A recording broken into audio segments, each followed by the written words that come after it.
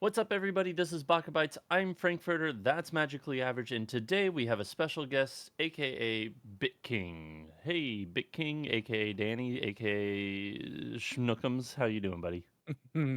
Happy to be here. Thanks for having me. And we're having you because we discussed way back when that if we ever did a specific type of topic, we would definitely have you on. And today we're doing that specific type of topic. Today we are going to be talking about Yu-Gi-Oh, but more specifically just kind of having a fun discussion and reminiscing about the past in which all of the times Yugi and other characters cheated in the TV show compared to like what the actual rules should have been and how the game actually works. So it's just going to be a fun stupid episode, a little bit of brain rot in between, but buckle in and let's get into it. So there are numerous times where Yugi has cheated. Granted, I don't have the best memory of this, and I haven't played Yu-Gi-Oh, let alone watched Yu-Gi-Oh since I was probably in middle school. So you two probably have a better memory of this, but like what is your guys' favorite moment of cheating in the Yu-Gi-Oh anime? Oh god, favorite moment? Oh, okay. I got a good one. I mean, my favorite moment's always going to be the classic, which is the Dark Sage Time Wizard.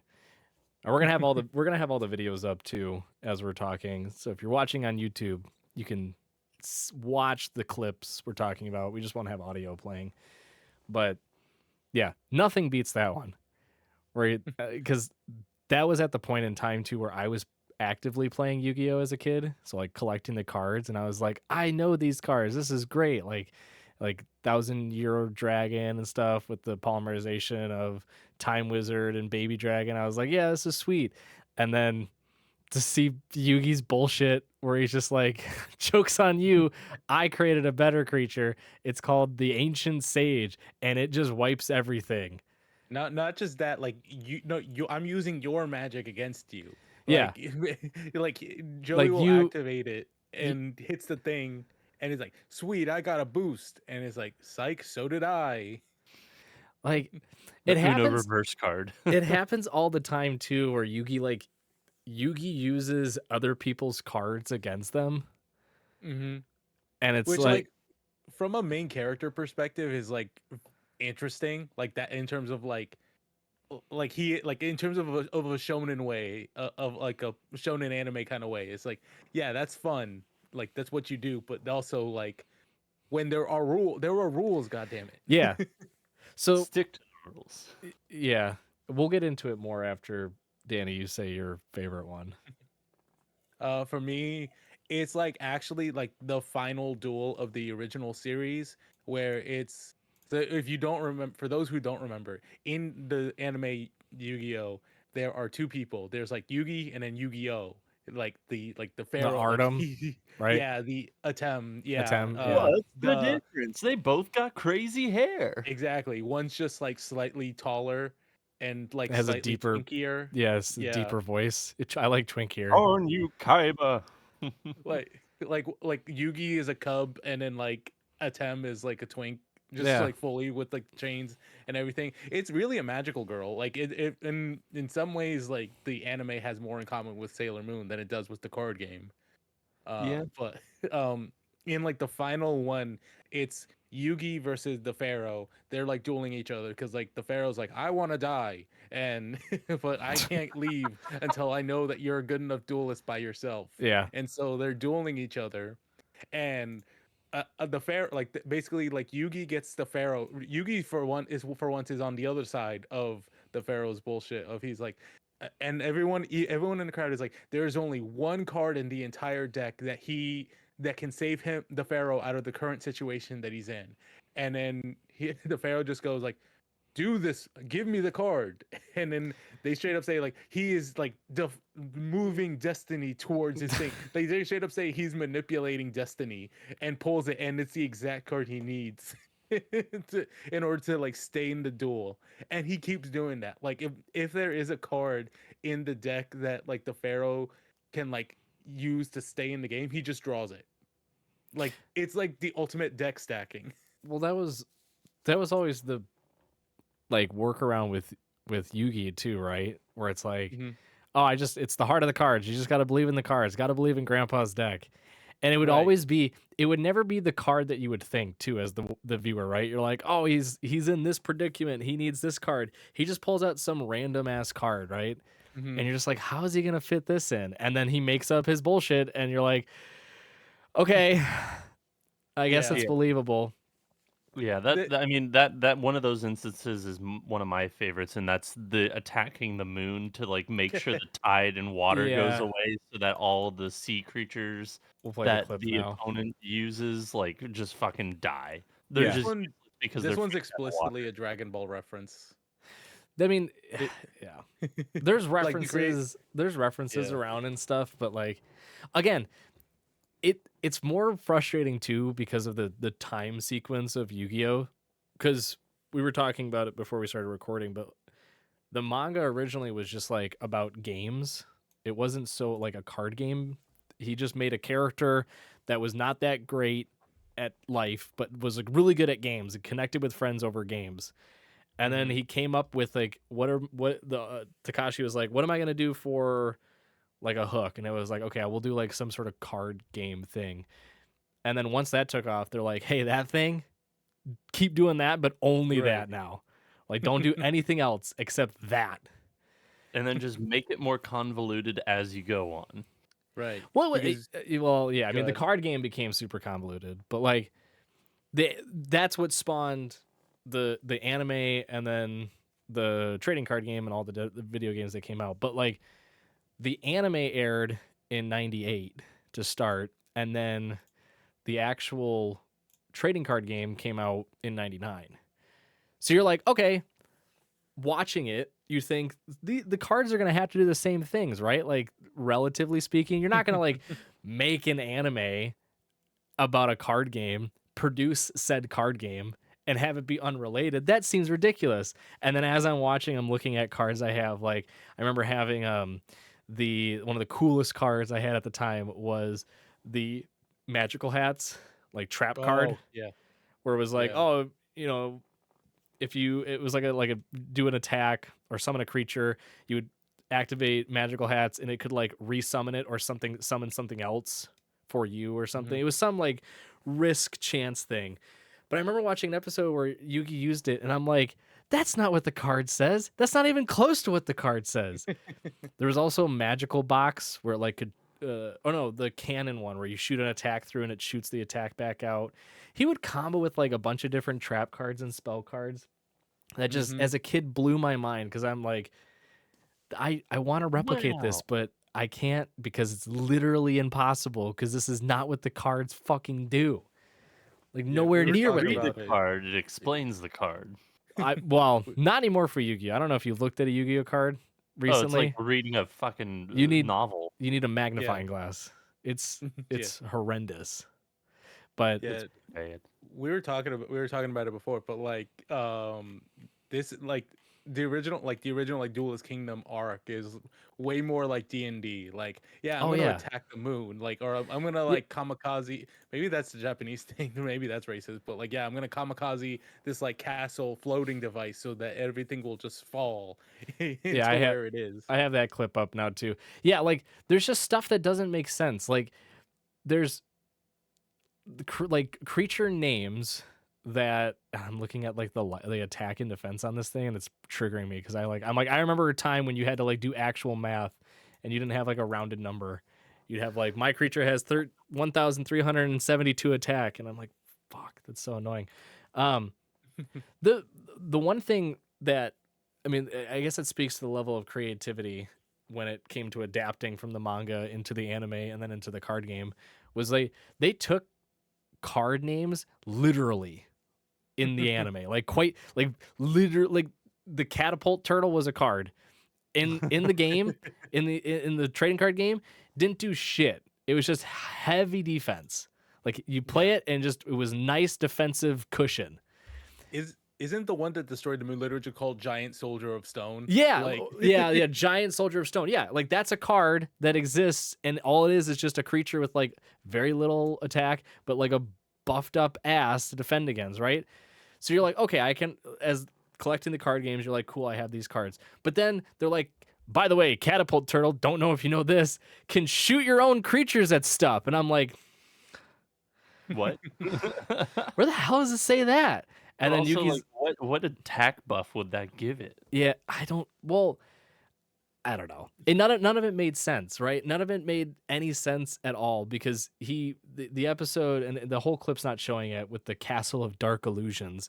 But in the clip, Yugi plays a spell card called Swords of Revealing Light, which traps a creature or permanent, I think, on the field for like 3 turns. Basically locks them down. They can't attack, they can't block. That's a real card. That actually is a card that is 1-for-1 between the anime and the trading card game.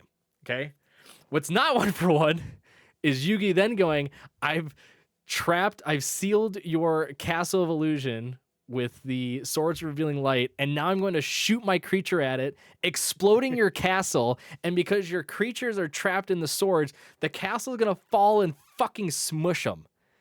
And then blow up your side of the field, and then you die. Somehow. Hooray! Like nothing to do with life points. You can't attack directly at this point. So like his creatures die, so like they don't do anything to his life points. It's so crazy. And yeah, I mean, I there's so many there there's so many scenes with stuff like this, like Yeah. all the time. My other favorite one is Obelisk the Tor. Like the 3 Egyptian god cards, when those came out, those were like hot commodities in the trading card world. Like you wanted those. They were sick and they were super powerful. They were like on par with Exodia, but like a lot easier to use because you didn't have to have all 5 pieces of Exodia. And you're like, these are sweet. I have all 3. I have all 3 of the Egyptian gods. And then you watch, and every episode, their abilities change. There's one episode where Obelisk the Tormentor, Yugi gets a trap card played against him, and Obelisk is just like, no, and punches it and destroys it. And I'm like, that's not how cards work. That's not how this works. Please follow the rules that you set. Cards have meaning. There's text on them. Follow it. Stop making shit up, please. At least in the dub we saw, there was no text. There was just I saw it at a con where like they sell like anime accurate cards. And like, it just yeah, it looks how it just looks in the anime. It just has like the attack and defense. There's no text. Like so you can make it say whatever you want. You can make it do it does whatever you want. That actually would be a really fun idea, would be to like take old Yu-Gi-Oh cards and remap them to be accurate to the anime only, not like the true trading card game, and just play that way. One better, instead of like the anime only, do like, you know how Dropout, the streaming service, has like Actually? You basically play a game of Actually with Yu-Gi-Oh cards, and if your description of that card and what it does and what it can do actually sounds like it could pass the test and be feasible, the judge grants you yes or no, and then you just play the game via Actually. All right, tag if you want away. We're gonna be on Actually next. Yeah. Yeah, get them tagged. There's I was gonna say real quick, there were 2 examples though that I found that were like outside of just like cards doing bullshit things, in which players ended up winning, and one of them is being Kaiba Can't Count, which I read about that and I thought that was fucking hilarious. Yeah, He should have beaten Yugi or Yu-Gi-Oh, one of the 2 twinks. He should have. I have that he should have somewhere. Yeah, he should have basically beaten them because he put another dragon on the field, and it should have given him 300 more attack power, which would have brought Yugi down to 0, and it didn't. So they didn't think that one through. So that one to me is actually really funny. But then the other one that I found when doing research is just a pure stickler, like rule sticklers type idea, in which the whole reason Bandit Keith was on the island is because he wanted revenge against Pegasus, because Pegasus embarrassed him by having a kid come on stage and read the instructions and beat him via the instructions.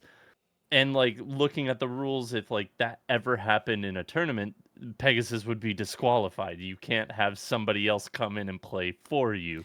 So just like seeing that stupid stickler rule, I'm like, God damn it. That's funny, but like, God damn it. There's another one too.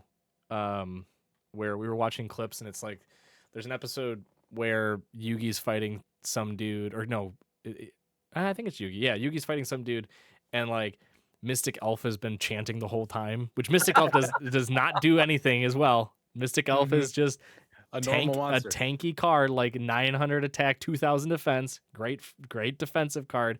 But he's like, she's been chanting the whole time, buffing up my creatures and increasing their, and it's like, whatever. But that same episode, I'm reading online, and it's on the screen right now for YouTube viewers too, is that Kaiba is like, they call it Ghost in the Kaiba, like in a nice subtle reference to Ghost in the Shell, where basically Yugi was battling a ghost Kaiba, but the real Kaiba was hacking a duel arena and like fucking around with cards. So Yugi was doing normal Yugi bullshit and making up stuff as he goes. Like Kaiba was just actively messing with and cheating, like in the duel arena. Like there's stuff like that. You mentioned like the magical hats, like in the anime, it's like, oh, like it's like a like find the queen. Like if you ever been like one of New York, like those like find the queen. Yeah, things, is what the anime did, and he manipulated it so that like the bad guy would always hit the wrong one. Yeah, like every hat. It was something. Yeah, like there's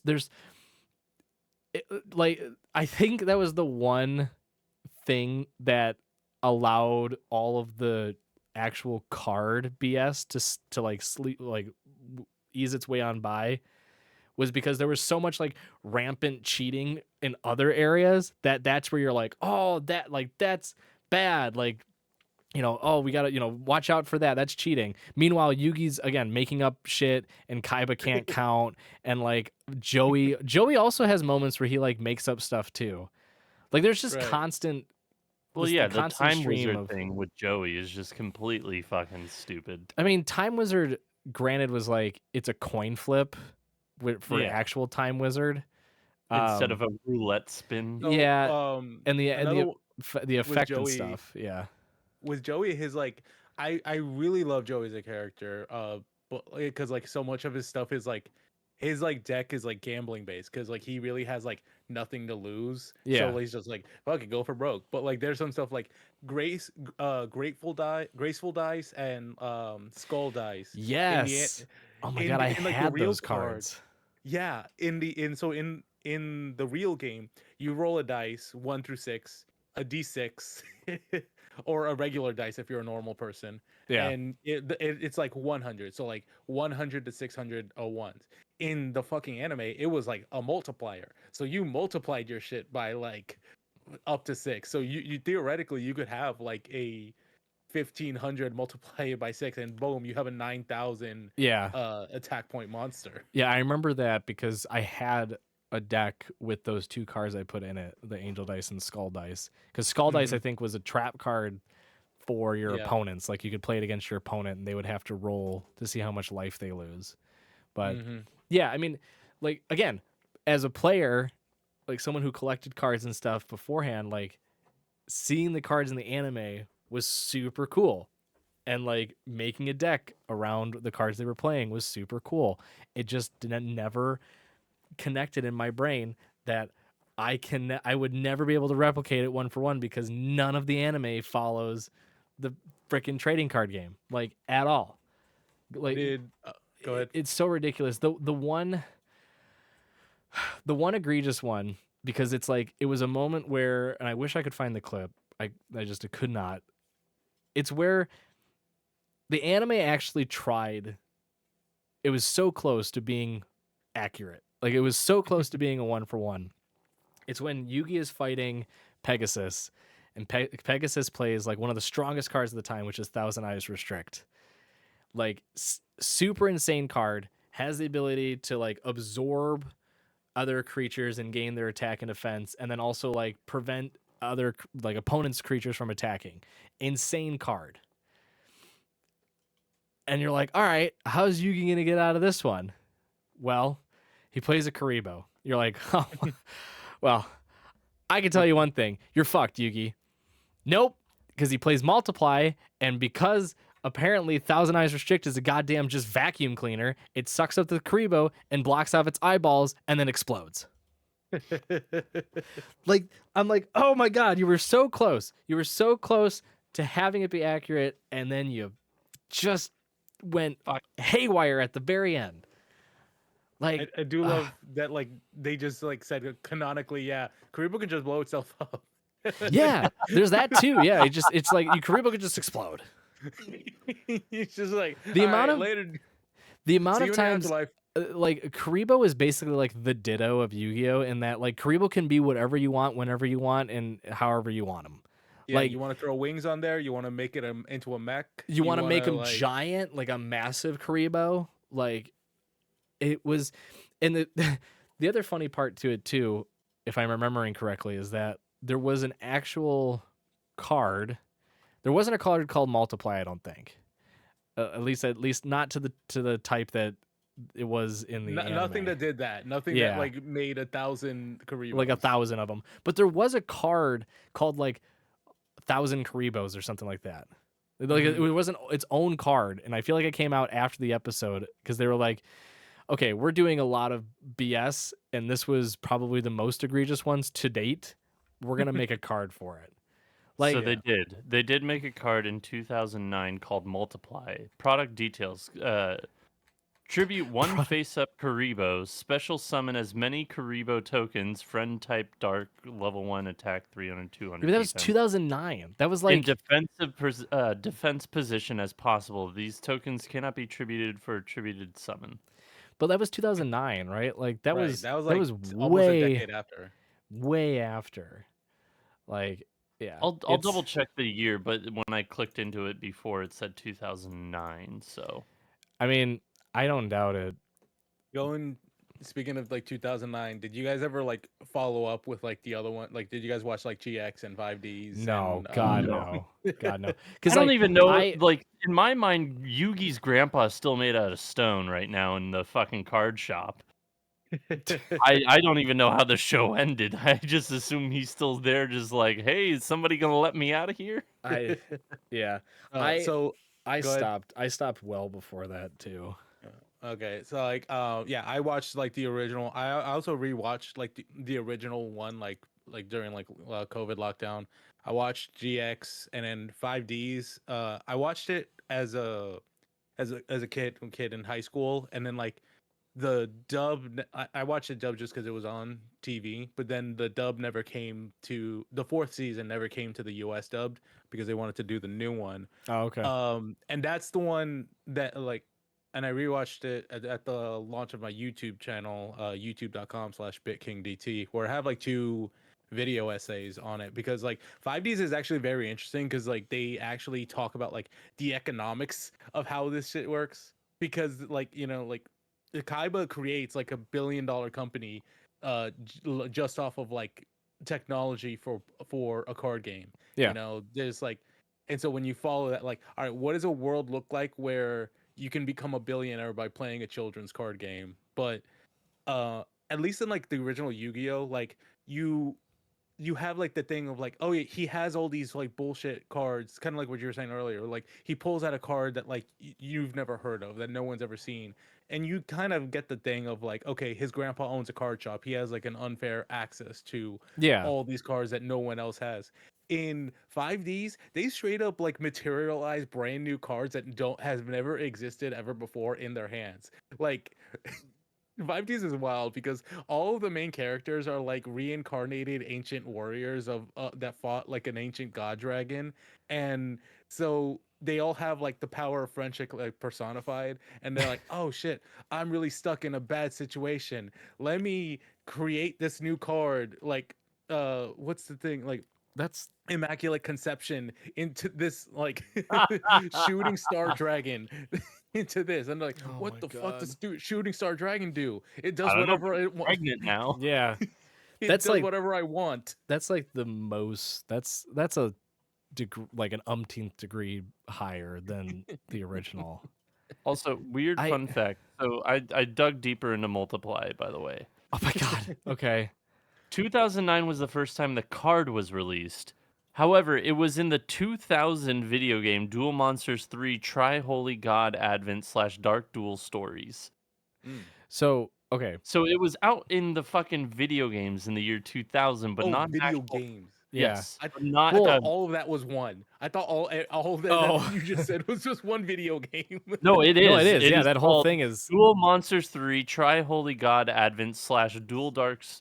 It's Dark Duel Stories, but I don't know why the fuck it also has Duel Monsters 3 Tri Holy God Advent. well, so on the topic of video games, because this is the next piece I wanted to talk about with Yu-Gi-Oh! And how like nothing matters when it comes to consistency and like keeping with a specific timeline of anything in Yu-Gi-Oh!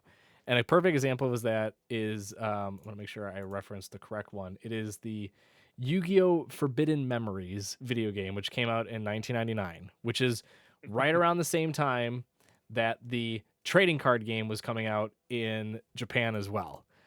That game, it follows nothing, right? Which is wild because it is almost like it's in an area or it's in a time period that is way more interesting. Where basically like Atem goes back and fights the Egyptian gods. Like all the characters are brought into the old Egyptian world. So like there's like a version of Joey and a version of Kaiba and like a version of a couple other characters like in the old Egyptian world, and you have to like run through this gauntlet to fight through these old gods to beat like the pharaoh of the time, right? And like succeed at solving the Egyptian pyramid or the pyramid puzzle, whatever the hell it's called in Yu-Gi-Oh. Yeah. Puzzle box. The puzzle box, yeah. Millennium Puzzle. Thank you. I was like, we're getting there.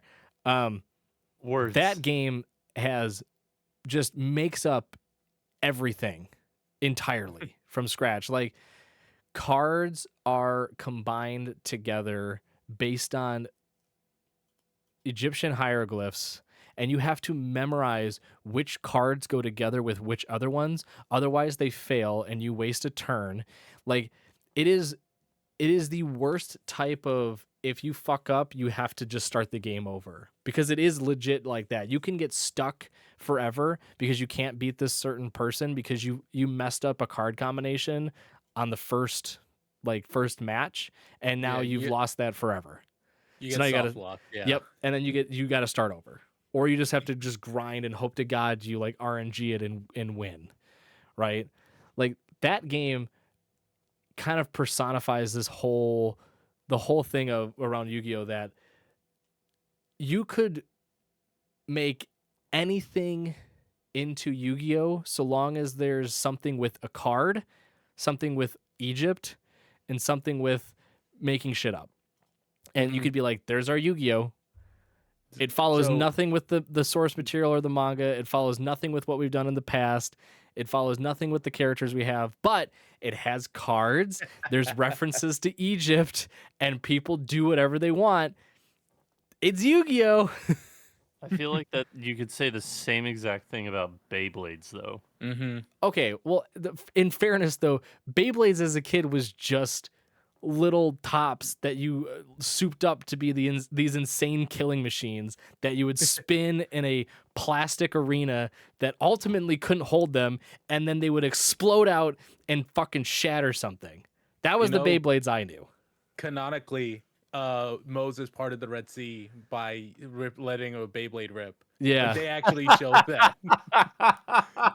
It fucking before we go, Moses I do pulled wanna- down a Regeki and smited everyone my too. God. Like before we start going to the other thing, I want to pull out like one of my favorite, my second favorite. This one's not cheating, so I'll say my first favorite of like the original one is like you mentioned Egypt. Thank you, because Yeah. everyone's connected to Egypt. Like Kaiba's a reincarnate, Yugi's a like a descendant or Yeah. whatever. Like one of my favorite things is that like Ishizu had like the Millennium Necklace, which let her see into the future, and so she's like, and so when she's dueling Kaiba in like the Battle City arc, like she's like, all right, you're gonna do this, you're gonna do that, you're gonna do this, I'm gonna do that, and like basically she's like, okay, I can see that this is gonna happen, you're gonna attack me, and like this is what destiny has said. And then Kaiba is like looking at his cards, and he's like, he feels like compelled, he feels like some like for saying like, yes, pull this card, use this card that like, or attack with obelisk. Like you have Mhm. obelisk on the field, attack because that's what Ishizu was saying to do. And like, I fucking love the dub because the dub is like, what is this hocus pocus bullshit? No, I'm not gonna listen Yeah. to you. And so he sacrifices obelisk and another monster to summon the blue eyes white dragon. And so she was like, wait, what? He defied destiny. I'm like, he didn't defy destiny. He just doesn't believe in magic. So the other way, Yeah.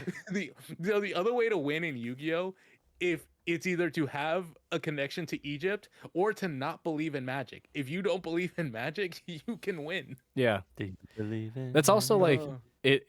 that example too also shows like every time there was a match between certain people, you're like, thank the gods, apparently you got matched up with the person that is your polar opposite, because otherwise you would have failed. Like if Yugi played Shimizu, it's like, oh, you would have lost. Because everything about you is heart of the cards, trust in the cards, trust in yourself, and you would have just followed it. Kai was just like, fuck that noise. Yeah. I got money I got that money. drives me. Yeah. I don't need to believe in shit. have money. I believe in me and myself only. Yeah. I will say the unabridged dub those like I feel like that is more memorable sometimes than the actual show itself. Just like the stupid lines that are in that abridged. I am more like the differences between the original in Japan and like when it came over to WB Kids, because that's where it first aired domestically, right? It was WB Kids. Like how So they had to there's no do Shadow Realm, etc.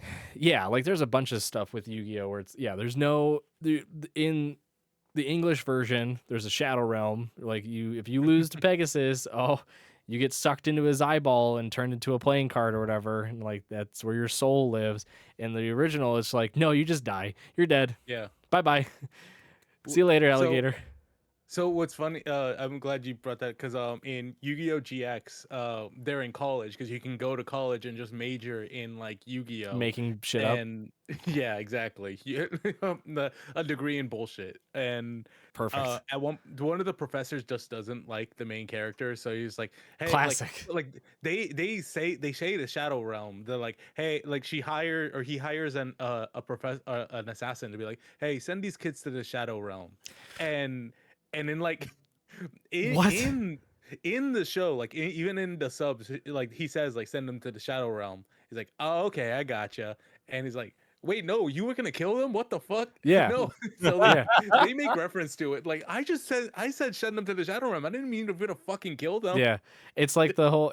It's like like if you were wanted to yell like horrendous stuff online, you just finish it off with in Minecraft. Yeah, exactly. People just being like, I'm gonna do this in Minecraft. It's like, well, yeah, no, I mean, like, I wasn't gonna kill him. I just said Shadow Realm. We can read between the lines. There's a lot of things too. There's a scene. It's a famous scene too, where there's two men that break into Kaiba's office, and in the original, they have guns. They're like, stop, halt, and then Kaiba like jumps out the window with a briefcase.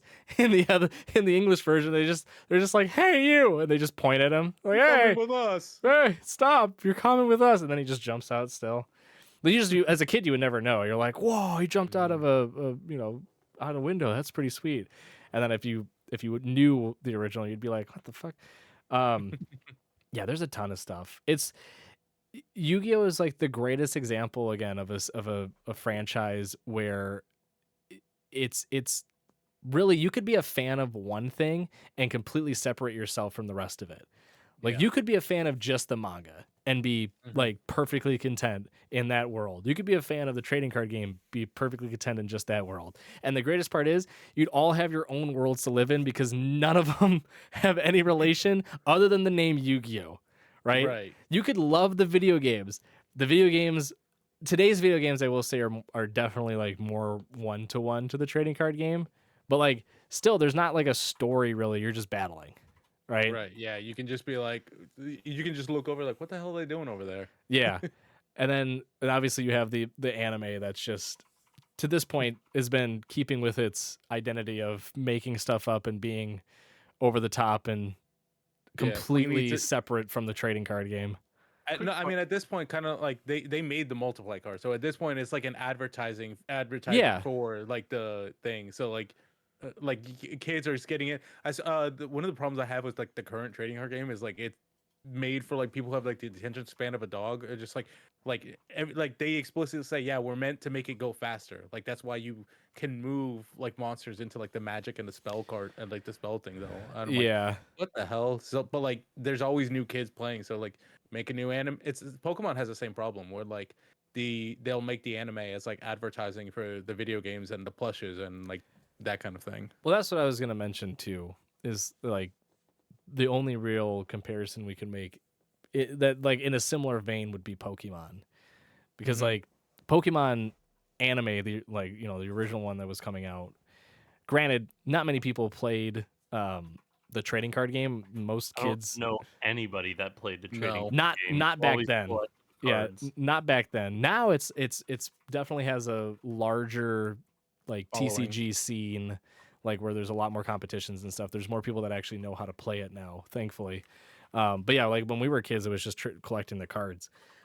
But the where the separation took place was between the anime and then the video games, because there were like there were moves that they would use in the anime for Pokemon that just had like that did not work Nope. in the way that you thought in the video game. Like you would try it in the video game and it would be useless. Granted, the first video games were buggy as crap.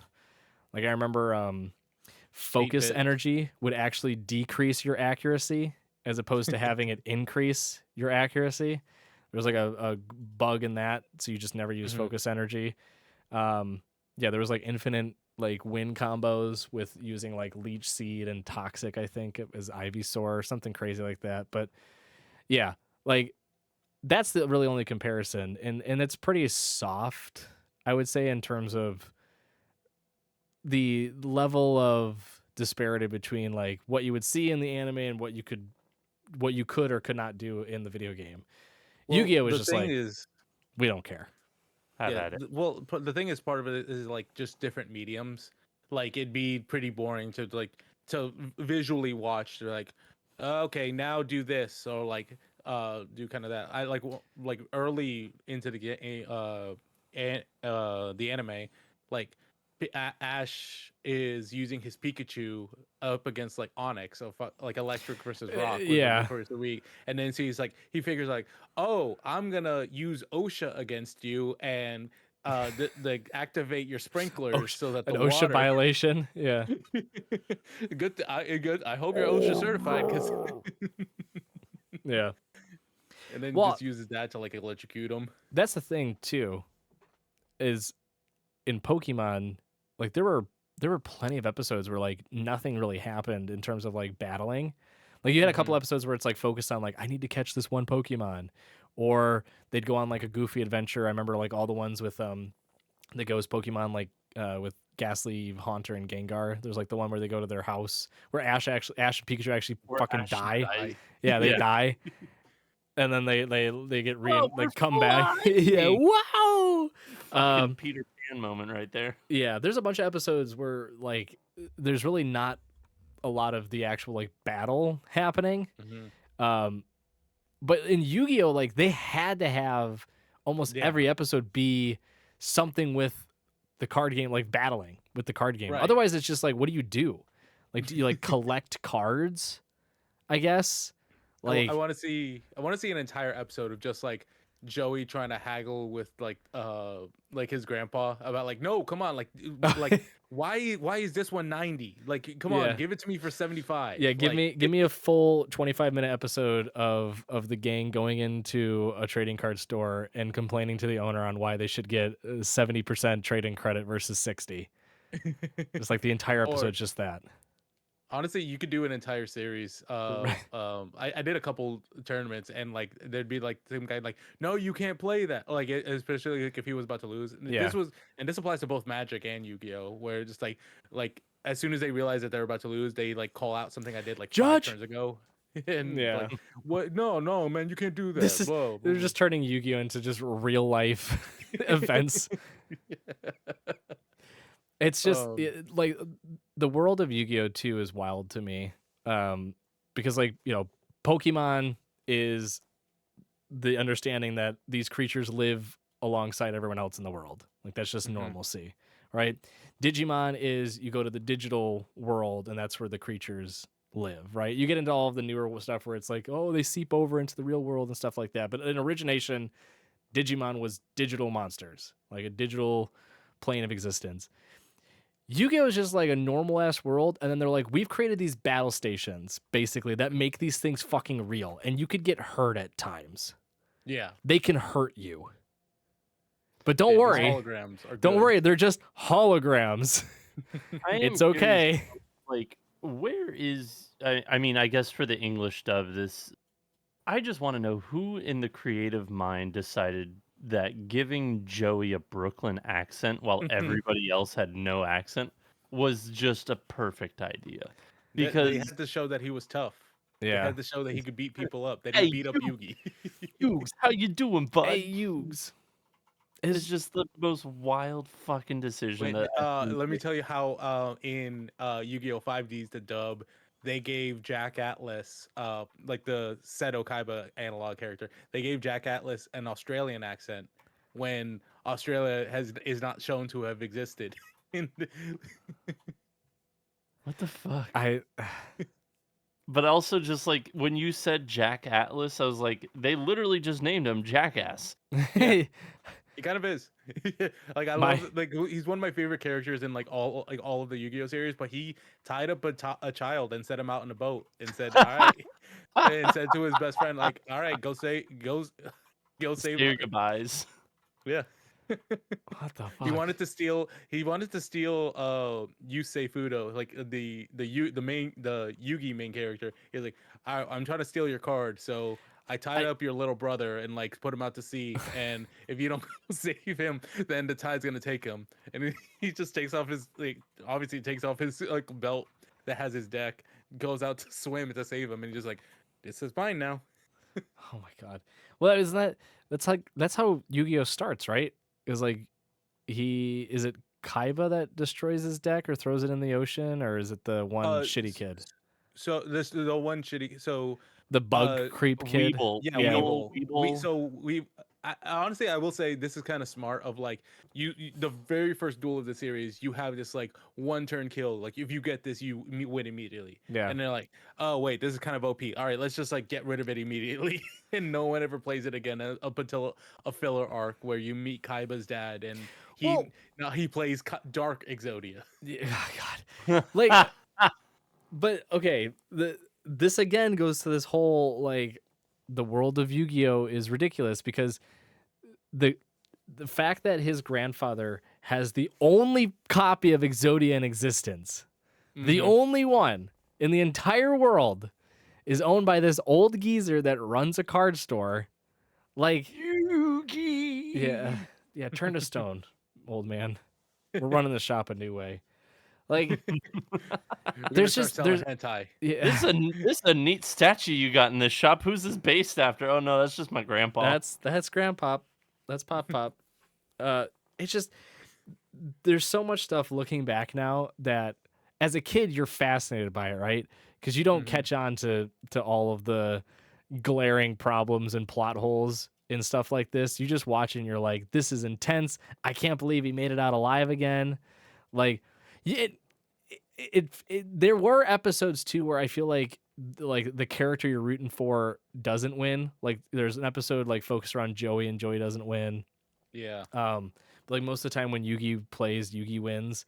So you're always like, they have some level of balance, but it's not enough to offset the amount of egregious cheating, whether it's making up stuff or the actual cheating done on the duel arena, or just the complete chaos that can ensue like during a duel.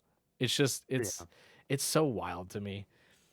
Did we talk about did we talk about how Yugi cheats by using polymerization to combine a monster card with a magic card, and then uses it to weaken Kaiba's Blue Eyes Ultimate Dragon, and then Kaiba says, "No, I'm done with your cheating. If you don't let me win, I'll kill myself." Yeah, like he does stands up on the ledge. There's so much stuff that because that's probably like the 15 bajillion time that Yugi beat him. He's like, there's so much stuff. There's like we were watching clips of it beforehand, and I didn't have time to pull it up. But there's a card, and I can't remember what card it is that he keeps using. But basically, it's just this. He plays a trap card wrong every time. Doesn't play it as like legally. He just plays it whenever. It's basically like the pot of greed meme, where he's like, I summon pot of greed. Like he just plays this trap card whenever he wants, and it just summons a sword that pierces through the player's card.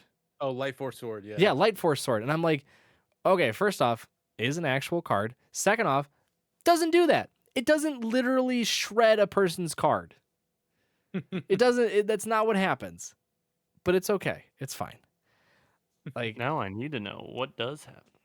It's like you can't. It's kind of like Swords of Revealing Light, where like you can't use that one sword or that one card for like 3 turns. yeah, but like in the anime, it shows a card getting like pierced, and the card's like, ugh, and you're like, what the hell is happening?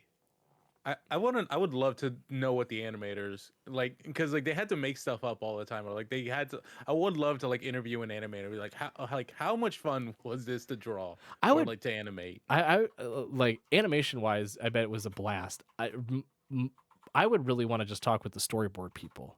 Be like, at what point did you realize as you were writing out this episode, you had to make up something to let Yugi win?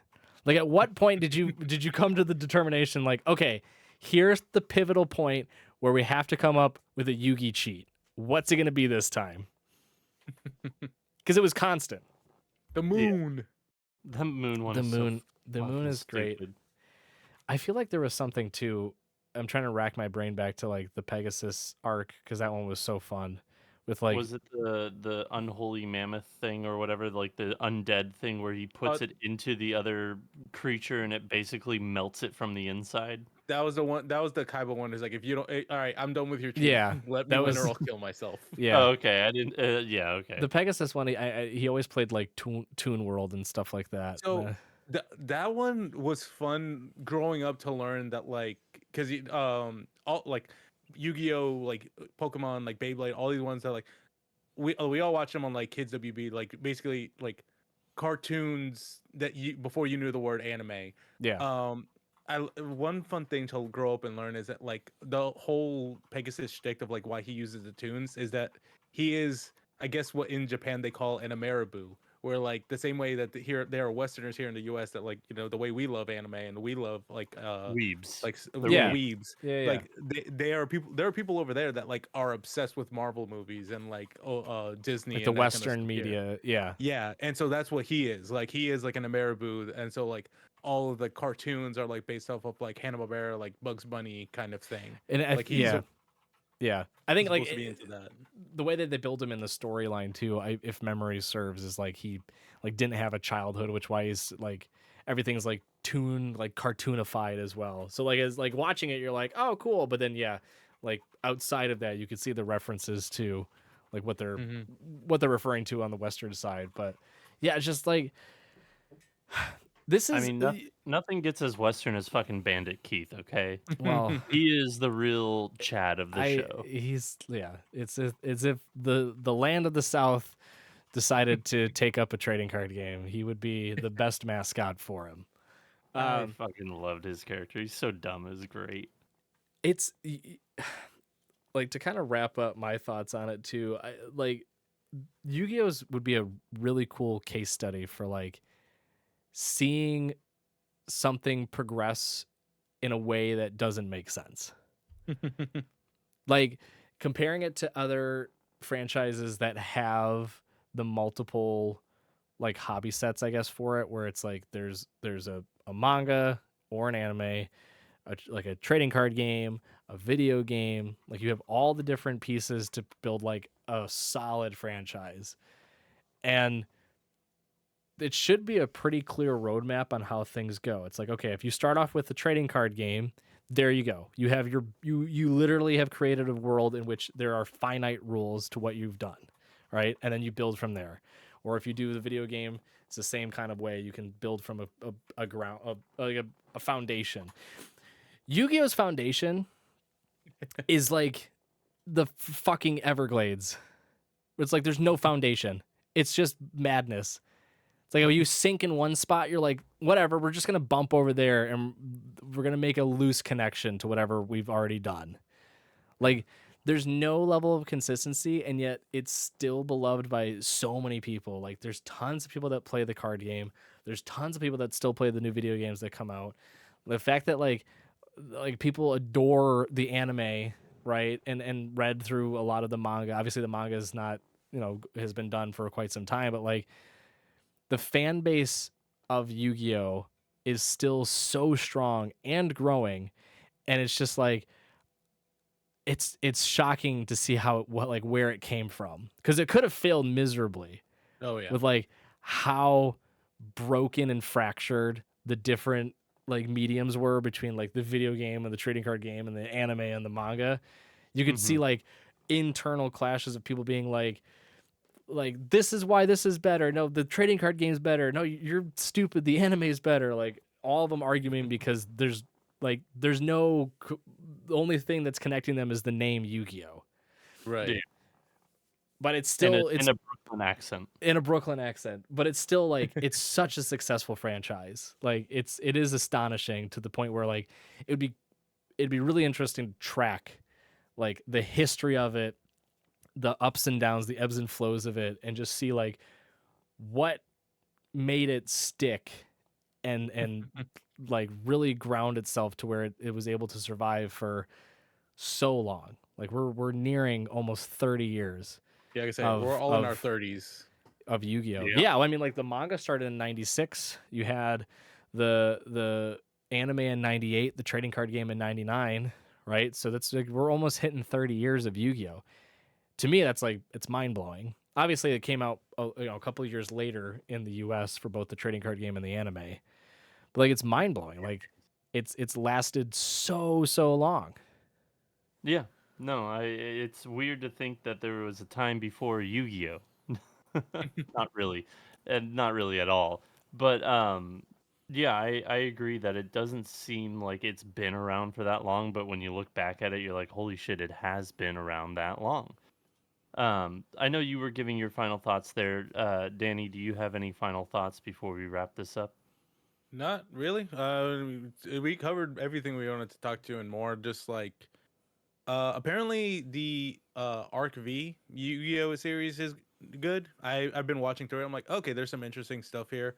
5Ds, I really like it. That one actually, like, kind of like what you're saying. Like, they create an entire economy. The world of Yu-Gi-Oh just in itself is just like, yeah, we're gonna Evolved. use the literal navy to transport trading card games across continents.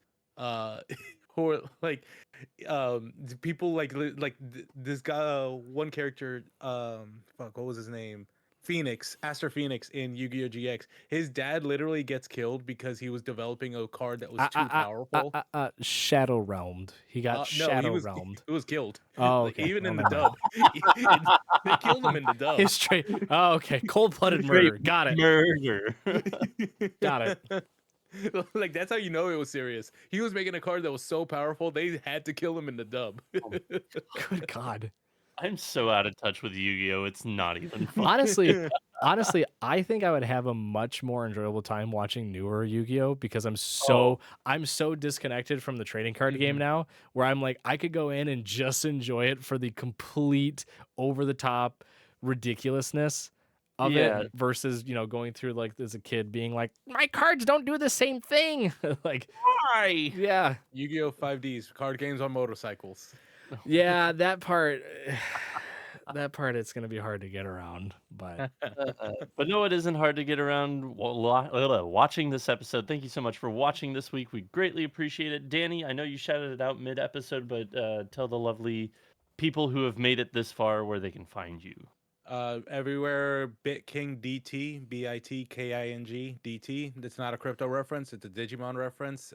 Those losers took it from me. But youtube.com/BitKingDT if you want some video essays, if you want to hear some insights on Yu-Gi-Oh! 5Ds, other nostalgia stuff while you're cleaning, help me out.